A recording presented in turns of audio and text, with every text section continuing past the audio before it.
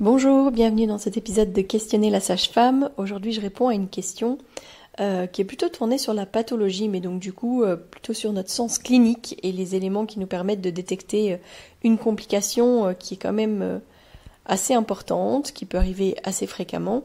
Je vais vous parler de la prééclampsie. On m'a demandé qu'est-ce qu'une prééclampsie, quels sont les signes à surveiller et quand s'inquiéter.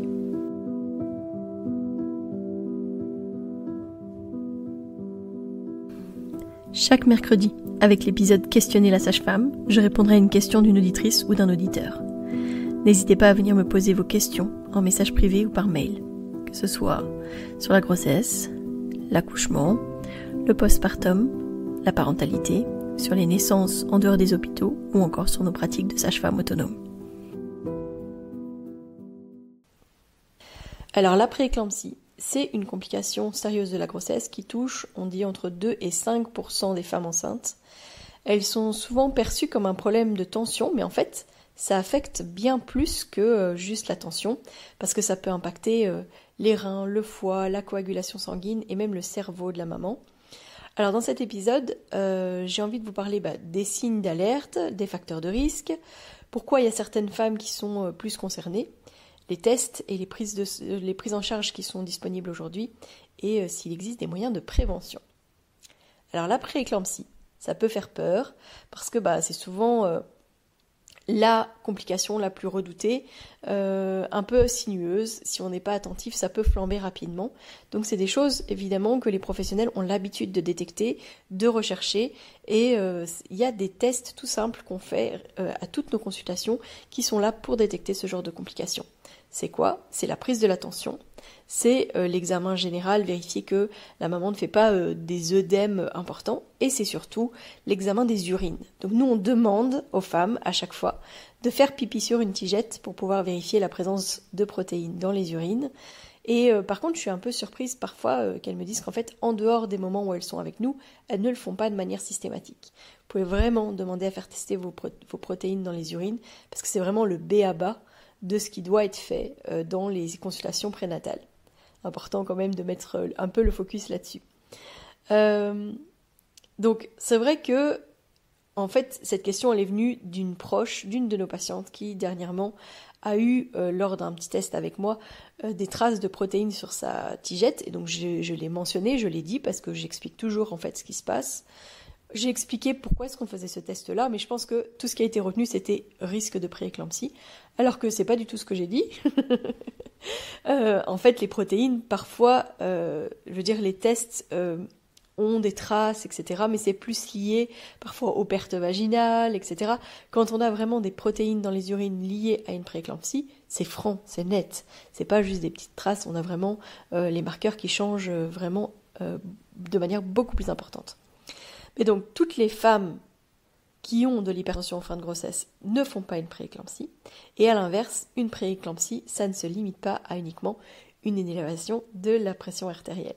Donc, qu'est-ce qui est vraiment préoccupant et qu'est-ce qui est une surveillance importante à avoir ?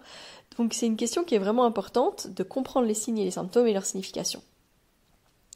La prééclampsie, ça se caractérise en fait par justement cette tension élevée, ces œdèmes, cette protéinurie, souvent à partir de 20 semaines, et ça peut être jusque 6 semaines après la naissance.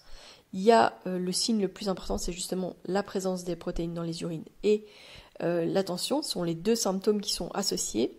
Et il y a d'autres symptômes qui sont possibles, comme l'œdème soudain, souvent important, qui touche le visage, les mains et les jambes, mais souvent les jambes, c'est souvent le retour veineux qui est un peu plus difficile. Évidemment, on doit investiguer, s'assurer que c'est toujours ok, etc.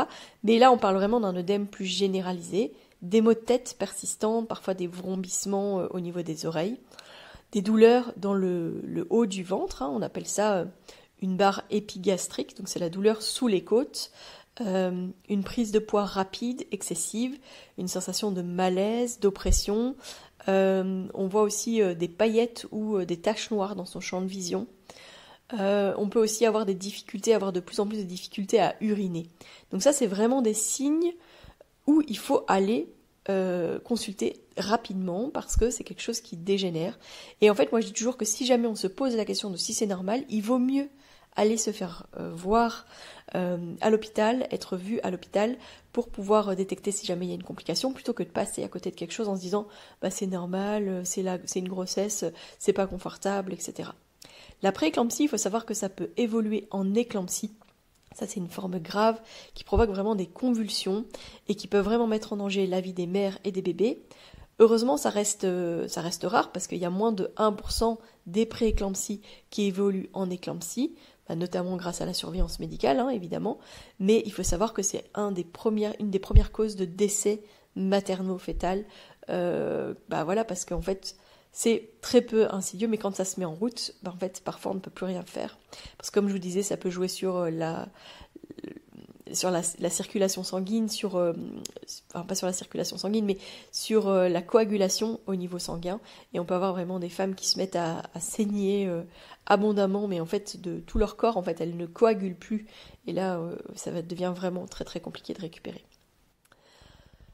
Alors, malgré que ce soit quelque chose qui soit objectivé, on dit à partir de potentiellement 20 semaines jusqu'à 6 semaines postpartum, il faut savoir en fait que les prémices de la prééclampsie, elles se trouvent dans l'origine, au tout début de la grossesse.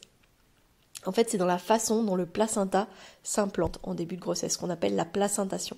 Normalement, les artères utérines, elles se modifient pour permettre vraiment le flux sanguin optimal vers le placenta, et la manière dont le placenta va s'insérer et récupérer l'oxygène, etc., c'est ça qui va aussi jouer énormément. Donc quand on a une placentation qui n'est pas optimale, il y a plus de risques de développer une prééclampsie. En fait, c'est une mauvaise oxygénation du placenta, c'est des signes qui sont envoyés au corps qui réagissent en augmentant la pression artérielle, et puis il y a des risques effectivement de complications chez la maman et chez le bébé. Quand on est dans une prééclampsie, on a parfois des bébés qui sont beaucoup plus petits, en fait, parce que le corps, il a un peu préservé, mais n'a pas pu, en fait, nourrir correctement ce bébé. Alors, ce qui est important, c'est que le corps de la mère doit apprendre finalement à tolérer les cellules du bébé, et en fait, en partie, faut savoir que le bébé, il a un génome qui est à moitié étranger à la maman. Donc il y a certaines études qui suggèrent aussi que le contact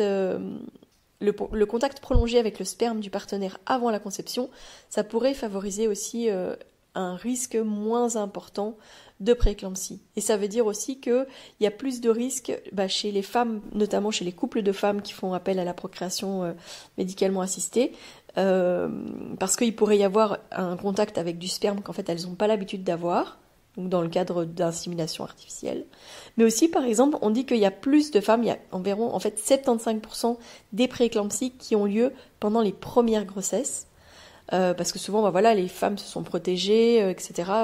C'est très fort chez les couples qui ont utilisé notamment des préservatifs, donc il n'y avait pas du tout de contact avec le sperme, et qui, au moment où ils décident d'avoir un bébé, ont contact avec le sperme. Ça peut être aussi un facteur de risque. Et puis les changements de partenaire aussi. Donc on dit premier bébé, mais ça peut être aussi en fait premier bébé avec un nouveau partenaire. Alors évidemment, c'est pas l'un égale l'autre, c'est juste un facteur de risque qui est augmenté. Je pense que c'est intéressant de le savoir. Alors quand il y a des antécédents familiaux de prééclampsie, quand il y a des grossesses multiples, quand il y a des conditions médicales sous-jacentes, il y a des choses qui peuvent être mises en place. Vous devez en discuter avec effectivement les équipes médicales qui sont autour de vous.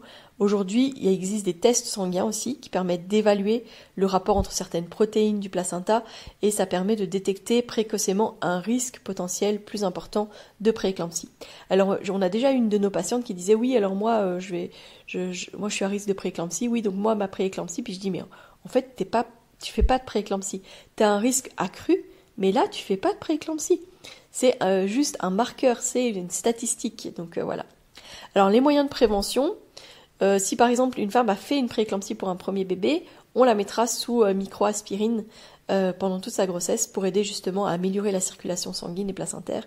Vous pouvez jouer aussi sur votre alimentation, et il y a certains compléments alimentaires qui peuvent aider, mais ça, discutez-en avec votre sage-femme, avec votre médecin pour savoir qu'est-ce que vous pouvez prendre si par exemple dans votre famille il y a des antécédents de mère en fille, etc., d'histoire de prééclampsie. Alors c'est qu'il y a peut-être un marqueur génétique qui vous prédispose à ça. Vous pouvez peut-être essayer de minimiser cet impact. Et ça, c'est important.